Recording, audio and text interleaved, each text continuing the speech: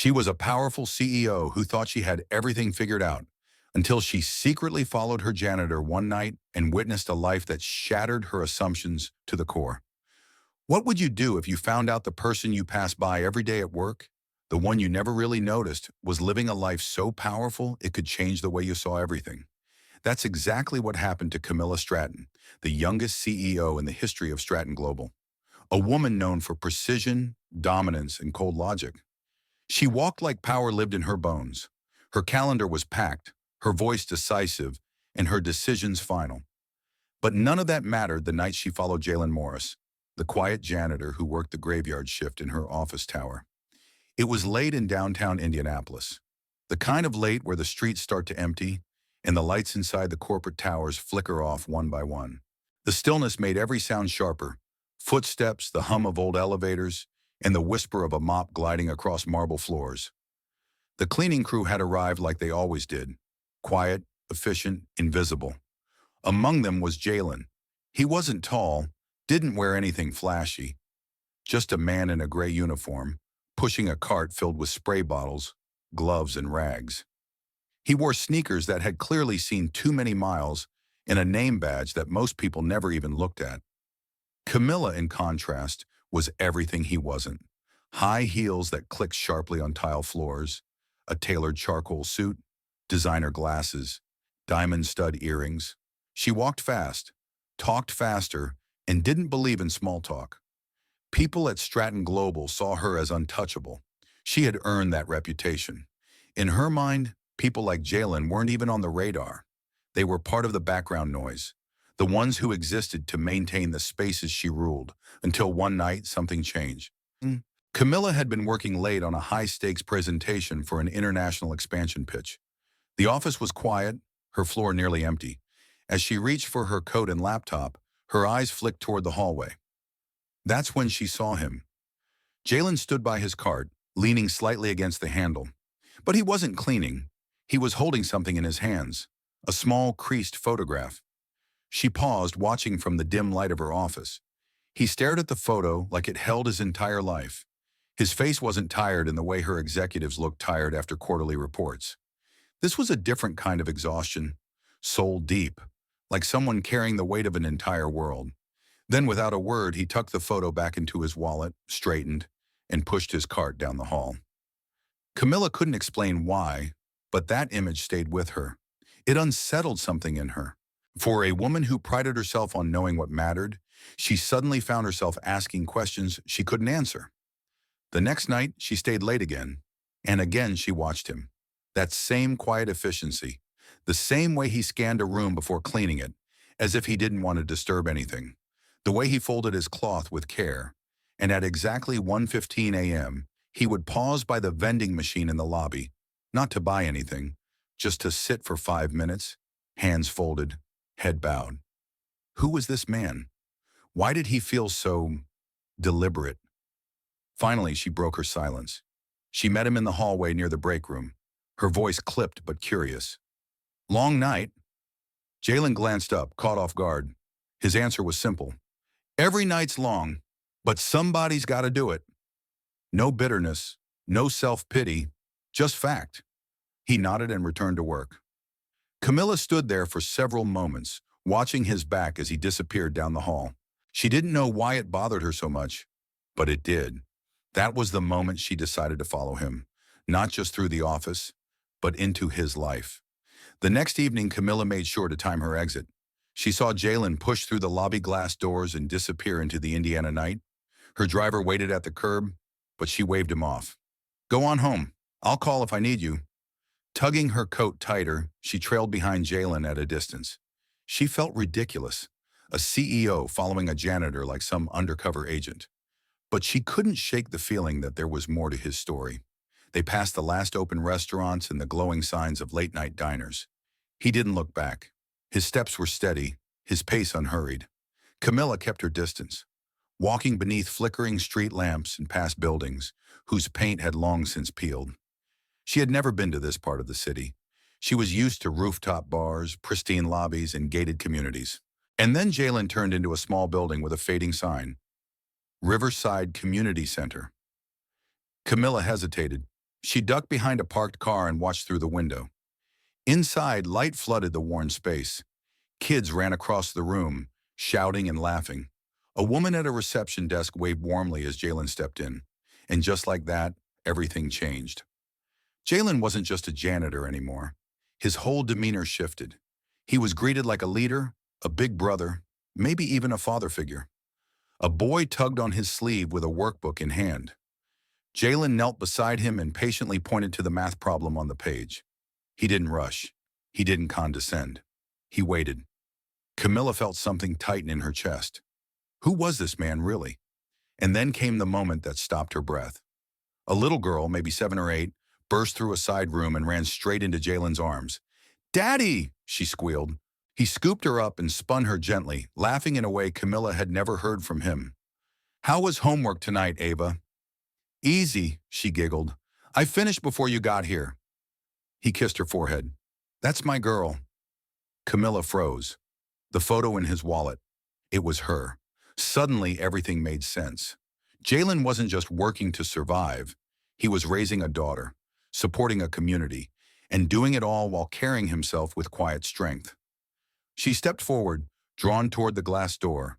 Her hand hovered near the handle, heart pounding. Then, as if sensing her presence, Jalen turned. Their eyes met for a split second. Camilla stepped back, heat flooding her cheeks. She turned and walked quickly down the block, breath shallow. She had seen too much, but somehow she knew deep in her chest, it still wasn't enough. Tomorrow night, she would come back. The following night, Camilla told herself she wouldn't do it again. She had meetings in the morning, investors to call, documents to review. Her planner buzzed with reminders every 15 minutes. But when the clock inched toward midnight, she found herself still at the office, coat on, phone face down.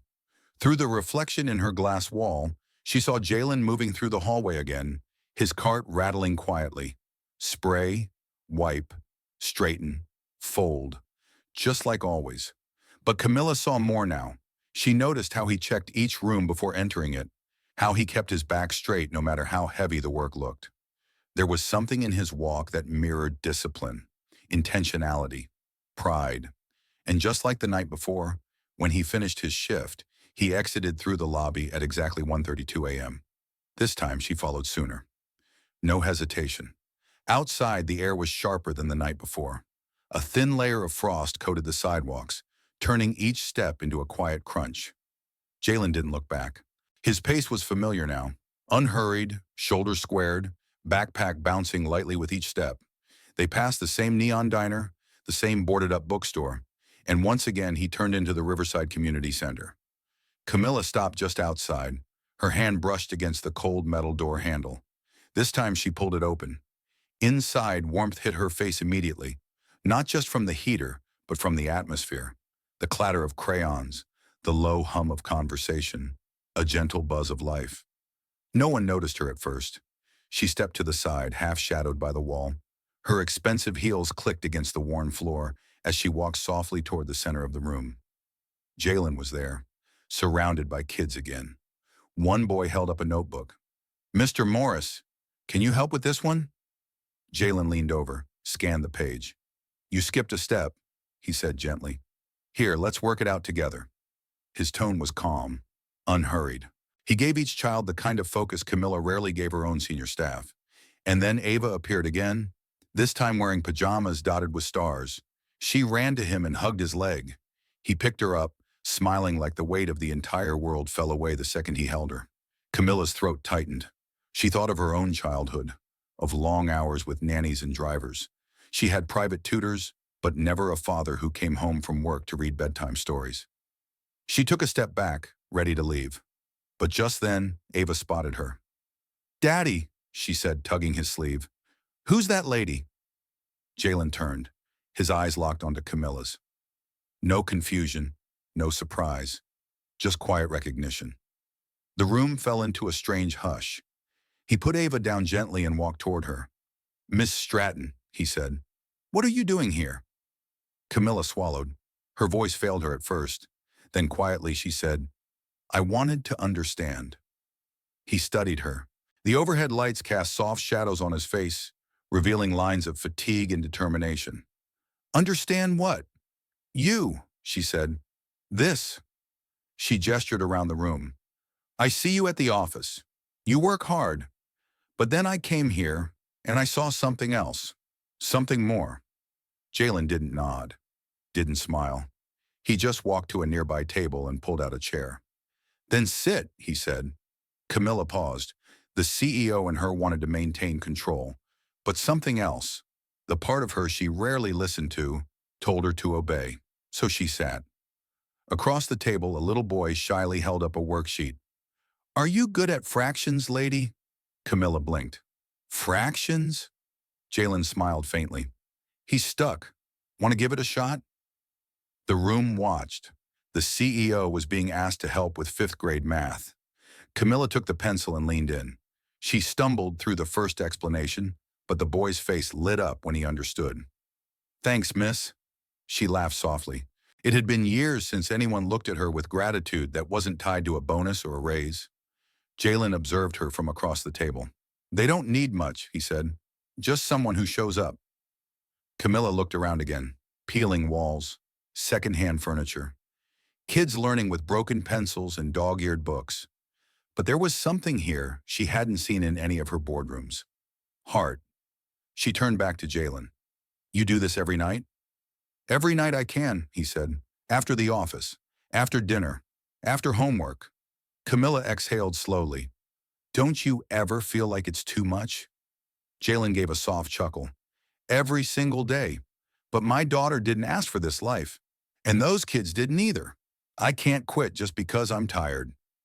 His words landed harder than she expected. Later, as the kids began to leave, Ava curled up in a blanket on the floor. Her eyelids drooped. Daddy, read me the red book, she whispered. Jalen pulled a worn copy of Goodnight Moon from a shelf and sat down beside her. His voice softened as he read, one arm around his daughter, her head nestled into his chest. Camilla stood quietly, unsure what to do with the emotion blooming in her chest. She had led companies through hostile takeovers, had spoken in front of thousands, but she had never felt as humbled as she did watching Jalen read to his daughter in a room full of tired, hopeful children. She turned to leave, but Jalen's voice stopped her. Wait, she looked back.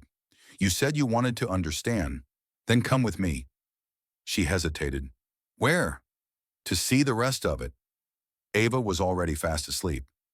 Jalen carried her gently, wrapped in the blanket, and gestured for Camilla to follow. They stepped out into the cold night.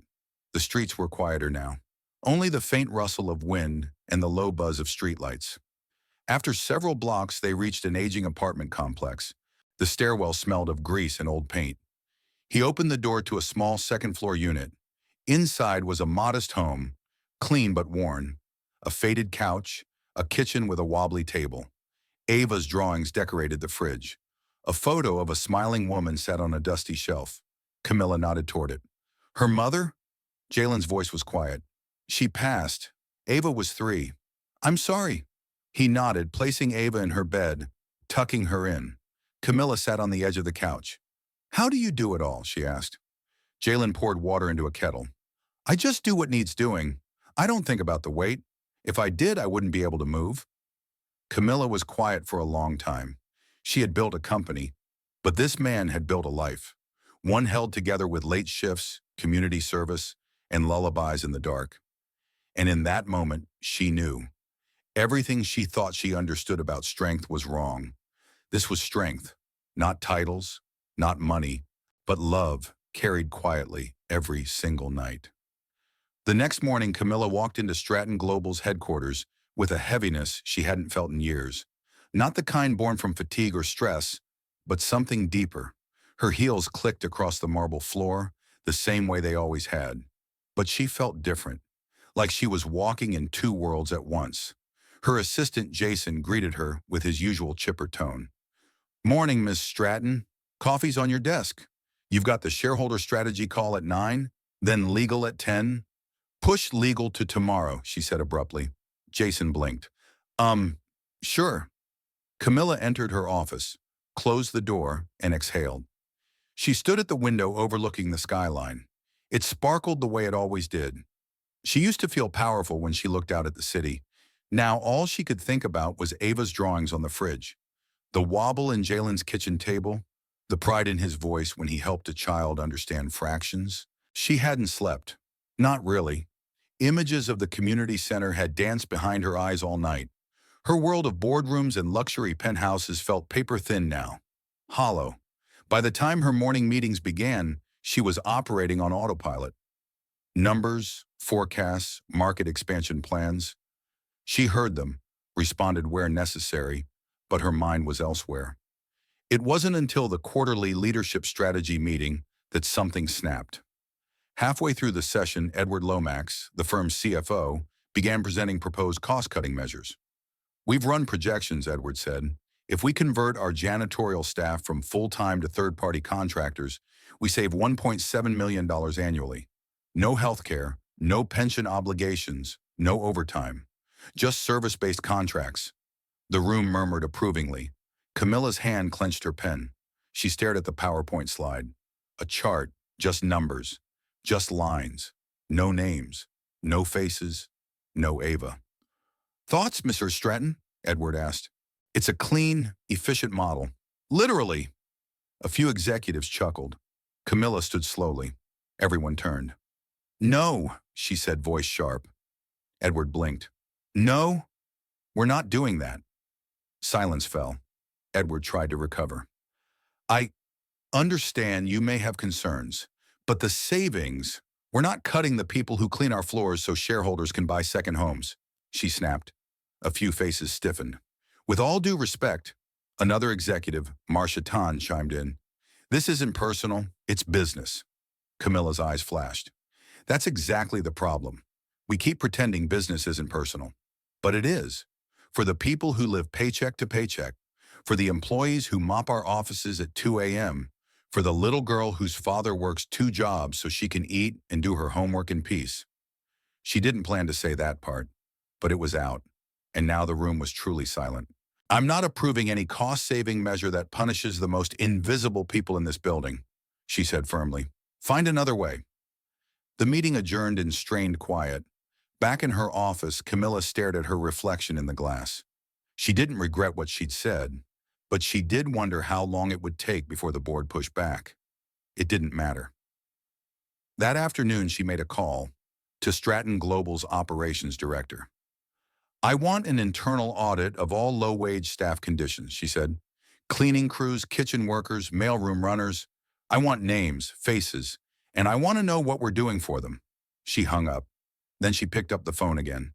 This time she called her warehouse manager. "Do we have unused laptops in storage?" "Yeah, hundreds. Last quarter's models." "Good, have them delivered to this address." She gave the location of Riverside Community Center. Later that evening she returned, this time not lurking in corners, not hiding. She walked straight through the doors holding 2 boxes, one filled with laptops, the other with notebooks, pencils, and snacks. The woman at the front desk, Miss Ramona, blinked in surprise. "Well now, this is a first." "Hi," Camilla said, setting the boxes down. "I thought the kids could use these." Some of the children crowded around, peeking inside. Their eyes lit up. Jalen appeared from a side room.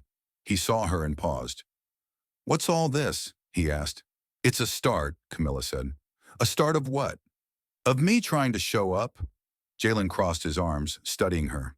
"Why are you really here, Mrs. Stratton?" She held his gaze. "Because I was wrong." He raised a brow. "I spent years chasing profit margins and ignoring the people right in front of me. I let myself believe that status mattered more than service. But you made me see differently." He didn't speak for a moment. Then he gave a slow nod. A few minutes later, he helped her unpack the laptops. Miss Ramona watched from the desk, arms crossed, lips pursed, but a smile tugged at the corners. "Well," she muttered to herself, "it's about damn time someone from up there came down here." Camilla laughed.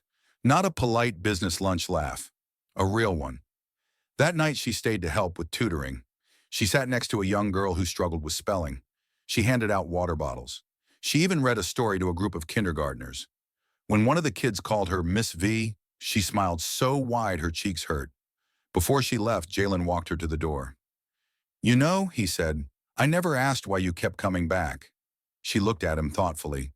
Because I needed to, she said. Because I forgot what real purpose looks like. And you reminded me. Jalen gave a small smile. I didn't remind you. You just finally started seeing it. Camilla nodded quiet. But something inside her had shifted, and the ripple effects were only beginning. Weeks passed. But Camilla wasn't the same. Her staff noticed it. The board noticed it. And yes, Jalen noticed it too. She wasn't just showing up at the community center with supplies anymore. She came with sleeves rolled up, shoes swapped for sneakers, and a pencil tucked behind her ear. She sat with the kids.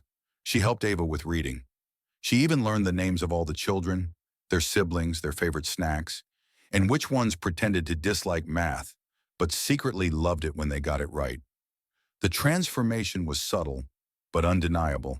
And yet the biggest test wasn't how much she gave, it was what she chose to fight for when it counted most. Camilla had always been strategic, precise, but now she was something else. Convicted. In the next executive committee meeting, she unveiled something that had the entire leadership team staring in disbelief. A company-wide initiative, Stratton Impact, full tuition scholarships for children of staff earning under 50K, expanded health benefits for all custodial, kitchen, and support staff, paid volunteer hours for employees who wanted to work with organizations like Riverside, and, Camilla added, a $250,000 donation to restore and expand the community center, matched dollar for dollar by our partners. The room exploded with opinions. Camilla, that's over $500,000. Shareholders won't support it. Not scalable, she let them finish, then stood. I've spent most of my career calculating ROI, she said calmly, but I forgot something. I forgot that our best investments aren't in buildings or software, they're in people. She paused, looking around. Let me ask you something. If your child were struggling in school, wouldn't you want someone to sit beside them until they understood? If your spouse died and you were left raising a child alone, wouldn't you want someone to see your effort instead of your position? No one spoke. This isn't just about business. It's about legacy.